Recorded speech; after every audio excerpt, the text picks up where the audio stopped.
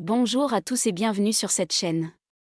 Aujourd'hui je vais vous raconter une histoire qui va vous toucher profondément, une histoire sur la famille, les secrets et la rédemption. Mais avant de commencer, si vous appréciez ce contenu, n'oubliez pas de vous abonner à la chaîne et surtout, laissez un commentaire pour me dire de quelle ville vous regardez cette vidéo. Ça me fait toujours plaisir de savoir d'où viennent mes auditeurs. Allez, c'est parti pour l'histoire. Claire était assise dans le salon quand son fils Thomas, âgé de 14 ans, entra dans la pièce avec un visage qu'elle ne lui avait jamais vu auparavant. Un mélange de colère, de confusion et de tristesse. Elle leva les yeux de son livre et sentit immédiatement que quelque chose n'allait pas. Thomas s'arrêta au milieu de la pièce, les poings serrés, le regard fixé sur sa mère. Claire posa son livre sur la table basse et se redressa dans le canapé. Elle connaissait son fils, elle savait reconnaître les signes avant-coureurs d'une tempête émotionnelle. Mais ce qui sortit de la bouche de Thomas la frappa comme un coup de tonnerre en plein ciel bleu. Thomas commença à parler, sa voix tremblante mais déterminée. Il raconta à sa mère ce qu'il avait entendu quelques jours plus tôt.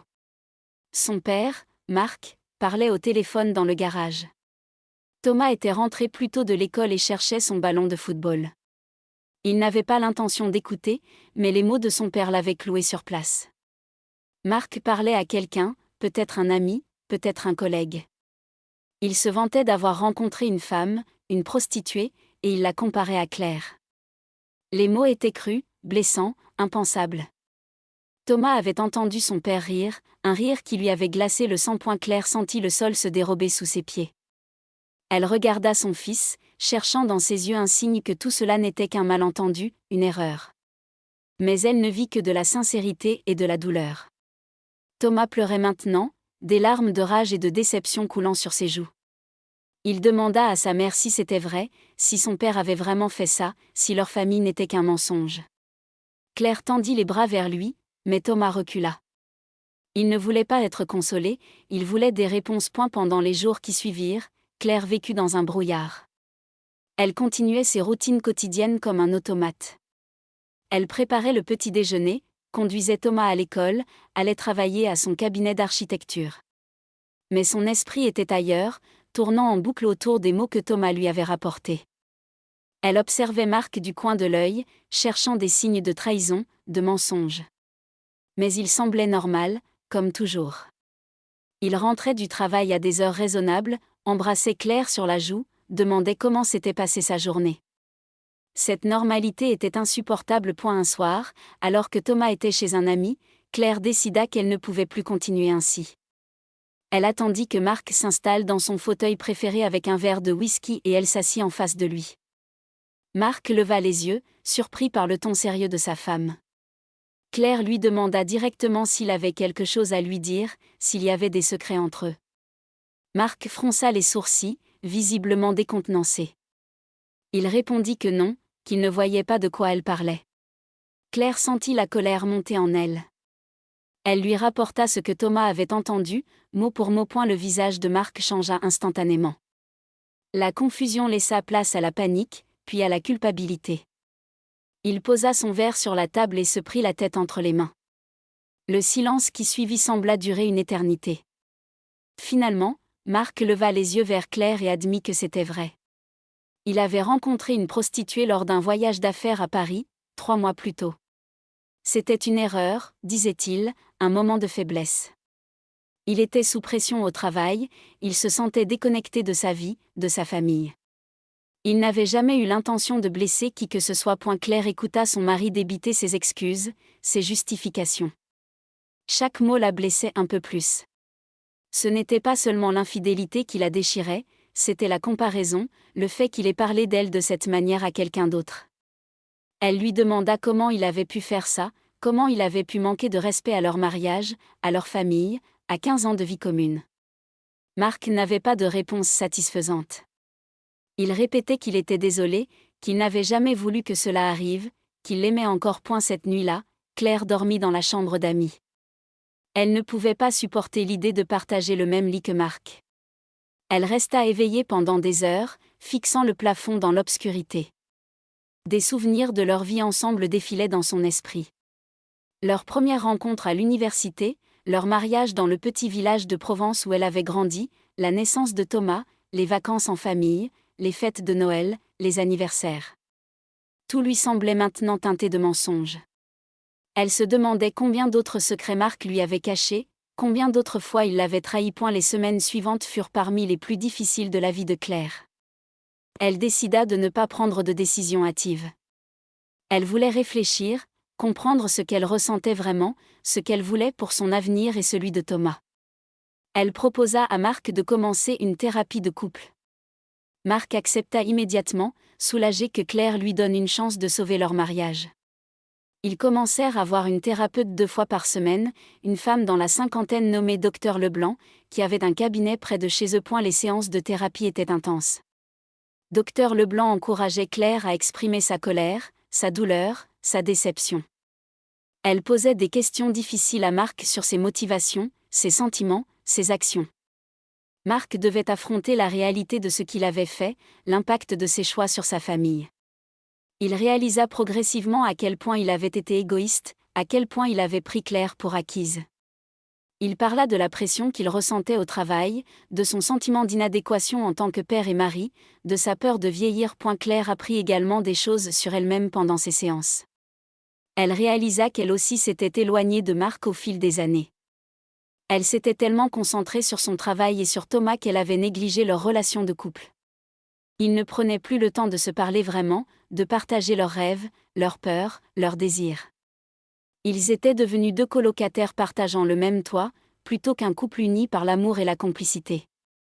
Cette prise de conscience ne justifiait pas ce que Marc avait fait, mais elle aidait Claire à comprendre comment ils en étaient arrivés là. Thomas, pendant ce temps, traversait sa propre tempête émotionnelle.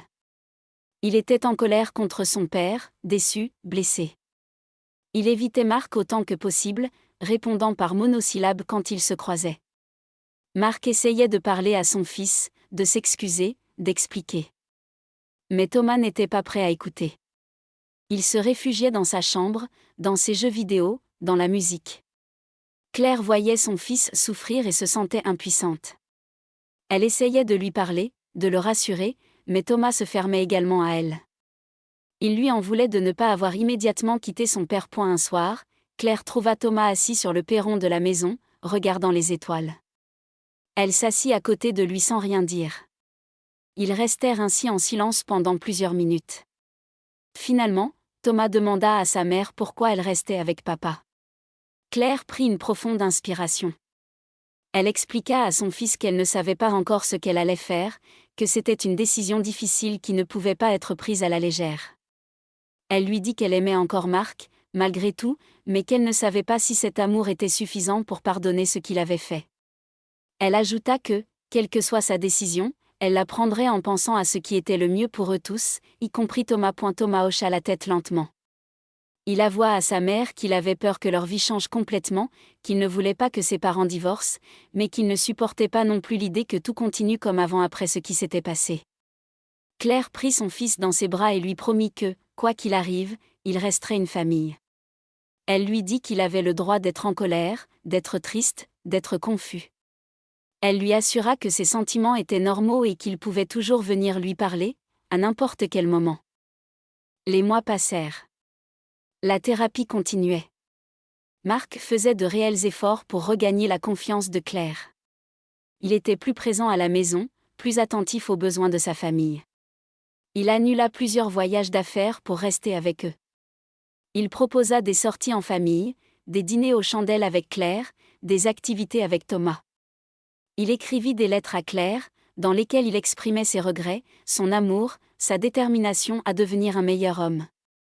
Ces gestes touchaient Claire, mais elle restait prudente. Elle avait peur de se faire avoir à nouveau, de croire en des promesses qui ne seraient pas tenues. Un tournant se produisit lors d'une séance de thérapie particulièrement émouvante. Dr Leblanc demanda à Marc de décrire ce qu'il ressentait vraiment pour Claire. Marc prit son temps pour répondre. Il parla de la première fois qu'il avait vu Claire à la bibliothèque universitaire, de comment son sourire avait illuminé sa journée. Il raconta leur premier rendez-vous, quand ils avaient marché pendant des heures dans les rues de Lyon, parlant de tout et de rien. Il se souvint de la naissance de Thomas, de la fierté et de l'amour qu'il avait ressenti en tenant son fils pour la première fois. Il parla de tous ces petits moments quotidiens qui composent une vie commune, les cafés du matin, les disputes pour des choses insignifiantes, les réconciliations, les rires partagés. En parlant, Marc commença à pleurer. Il réalisa pleinement ce qu'il avait risqué de perdre, ce qu'il avait failli détruire par son égoïsme et sa stupidité. Il regarda Claire dans les yeux et lui dit qu'elle était la personne la plus importante de sa vie, qu'il l'aimait profondément et sincèrement, qu'il était prêt à faire tout ce qu'il faudrait pour réparer ce qu'il avait cassé. Claire pleura aussi. Elle voyait la sincérité dans les yeux de Marc, elle sentait la vérité de ses mots. Pour la première fois depuis des mois, elle sentit une petite flamme d'espoir s'allumer dans son cœur. Mais le chemin vers le pardon n'était pas linéaire.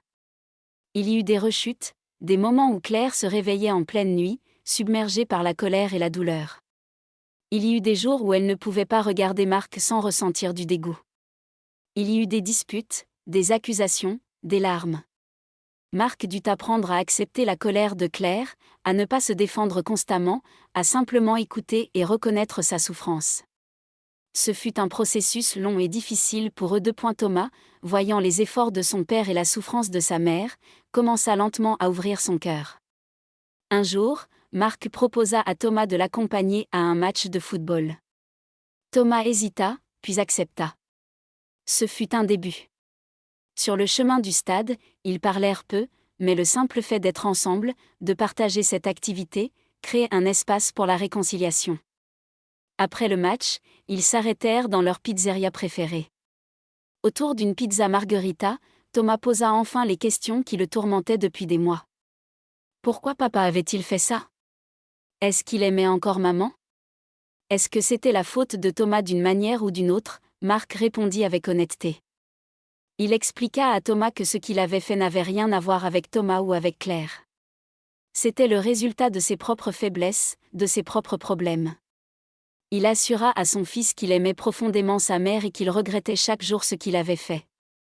Il dit à Thomas que les adultes aussi font des erreurs, parfois de très grosses erreurs, et que la seule chose qu'ils peuvent faire ensuite, c'est d'essayer de les réparer et de devenir de meilleures personnes. Thomas écouta, les yeux rouges mais secs. Il ne dit pas qu'il pardonnait son père, mais il dit qu'il était content qu'ils aient eu cette conversation. L'été arriva. Cela faisait presque un an depuis que Thomas avait entendu cette conversation dans le garage. La famille décida de partir en vacances en Bretagne, comme il le faisait souvent quand Thomas était plus jeune. Claire hésita longtemps avant d'accepter ce voyage. Elle craignait que ce soit trop tôt, que les vieilles tensions refassent surface dans un espace confiné. Mais Dr Leblanc les encouragea. Elle leur dit que ce voyage pourrait être une opportunité de créer de nouveaux souvenirs, de redéfinir leur relation familiale. Les premières journées en Bretagne furent tendues.